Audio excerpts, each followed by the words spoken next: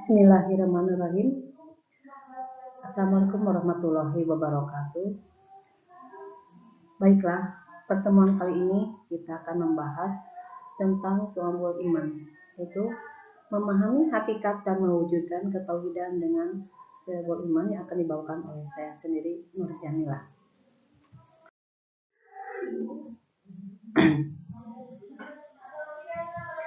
Yang pertama adalah konsepnya.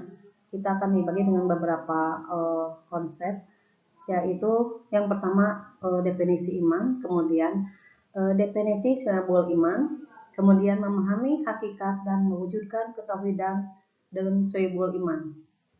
Yang berikutnya adalah macam-macam Syu'abul Iman, kemudian tanda-tanda orang yang beriman, dan problematika praktik keimanan di sekitar kita. Baiklah, kita akan bahas apa itu iman. Iman berasal dari bahasa Arab, dari kata dasar amana yu'minu imanan, yang berarti beriman atau percaya. Adapun definisi iman menurut bahasa berarti kepercayaan, keyakinan, ketetapan atau keteguhan hati. Imam Syafi'i dalam sebuah kitab yang berjudul Al-Umun mengatakan, sesungguhnya yang disebut dengan iman adalah suatu ucapan, suatu perbuatan, dan suatu niat, di mana tidak sempurna salah satunya jika tidak bersamaan dengan yang lain.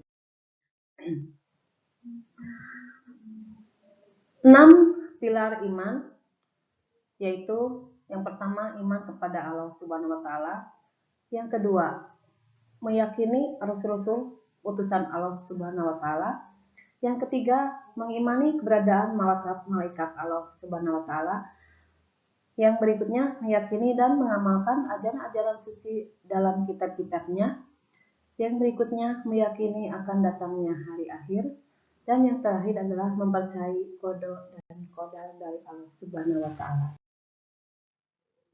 Definisi Syu'abul Iman, terdapat 77 cabang iman, di mana setiap cabang merupakan amalan atau perbuatan yang harus dilakukan oleh seseorang yang mengaku beriman atau mukmin.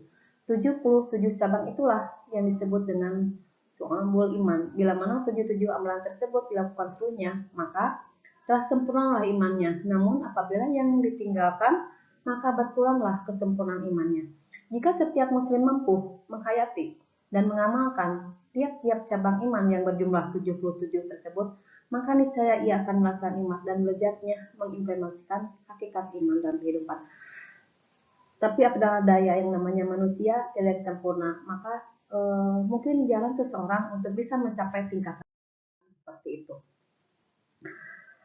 Dalil nakli tentang Syu'abul Iman adalah amalan-amalan yang merupakan cabang dari iman, sebagaimana sabda Rasulullah Muhammad SAW yang diriwayatkan oleh Muslim dan Abu Hurairah radhiyallahu anhu.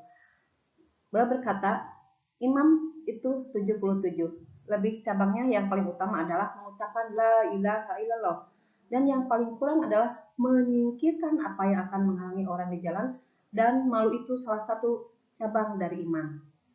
Dari Anas radhiyallahu anhu, dari Nabi SAW, beliau bersabda, 3 hal yang barang siapa ia memilikinya maka ia akan merasakan manisnya iman, itu menjadikan Allah Subhanahu wa taala dan Rasulnya lebih dicintai dari selainnya, mencintai sesuatu semata-mata karena Allah, dan benci kepada kekufuran sebagaimana yang dilemparkan ke dalam api neraka.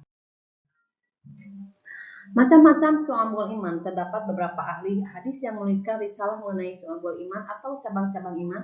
Di antara para ahli hadis tersebut adalah Imam Baihaqi yang menuliskan kitab Syu'abul Iman, Abu Abdillah Halimi radhiyallahu anhu dalam kitabnya adalah Fawaidul Midhaj, Syekh Abdul Jalil radhiyallahu anhu dalam kitab Syu'abul Iman, Imam Abu Hatim radhiyallahu anhu dalam kitab Wasful Iman Wasubuhu. Berikutnya adalah pembagian cabang keimanan berdasarkan pengelompokan. Cabang iman yang berkaitan dengan niat, akidah, dan hati. Cabang iman yang berkaitan dengan lisan, dan cabang iman yang berhubungan dengan perbuatan anggota badan.